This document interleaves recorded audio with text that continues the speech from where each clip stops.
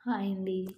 Blouse హ్యాండ్స్‌కి చేతి పని కనిపించకుండా, హెమ్మింగ్ అవసరం లేకుండా ఎంత నీట్‌గా వస్తుందో ఒకసారి అయితే చూడండి.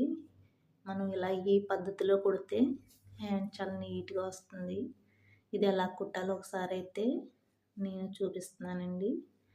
లైనింగ్ పీస్‌ని, సారీలో వచ్చిన పీస్‌ని మనం పావించు వెడల్పులో స్టిచ్చింగ్ వేసుకోవాలండి. ఇలా వేసుకున్న తర్వాత ఎక్స్ట్రా ఉన్న పీస్ని అయితే కట్ చేసుకోవాలి. ఇలా కట్ చేసుకోవడం వలన మనం పైపింగ్ వేసేటప్పుడు ముడత రాకుండా చాలా నీట్గా అయితే వస్తుందండి.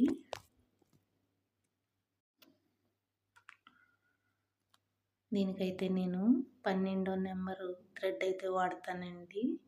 ఈ థ్రెడ్ వాడడం వలన చాలా నీట్గా వస్తుంది ఫినిషింగ్. ఇది ఎలా స్టిచ్చింగ్ చేయాలో చూపిస్తున్నానండి. థ్రెడ్ని అయితే ఇలా లైనింగ్ పై వైపున పెట్టుకుని లైనింగ్ని అయితే ఫోల్డింగ్ చేయాలండి. ఇలా ఫోల్డింగ్ చేసిన తర్వాత చూడండి, నేనైతే లోపలికి ఫోల్డింగ్ చేశాను వీడియోలో చూపిస్తున్నట్లుగా. ఇలా లోపలికి ఫోల్డింగ్ చేసిన తర్వాత మనం పైన ఒక కుట్టు వేసుకుని రావాలండి. ఇలా ఒక కుట్టు వేయడం వలన మనం చేతితో కుట్టనవసరం లేదు. చేతితో కుట్టాలంటే దానికి మళ్ళీ టైం వేస్ట్ కదండి. ఎప్పుడైనా అర్జెంటుగా ఇవ్వాల్సిన బ్లౌజులకైతే ఇలా వేసేయండి.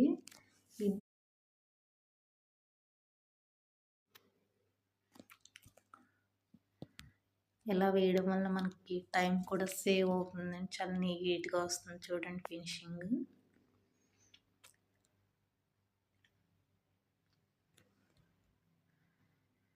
ఫినిషింగ్ అయిన తర్వాత మనం పైన కూడా ఒక చూడండి, నేను వీడియోలో చూపిస్తున్నట్టు చూడండి, క్లాత్ ఎక్కడ నుడత రాకుండా ఎంత నీట్గా వచ్చిందో ఫినిషింగ్. ఇలా వేయడం వల్ల చెయ్యి చివర ఎత్తకుండా ఉంటుందండి.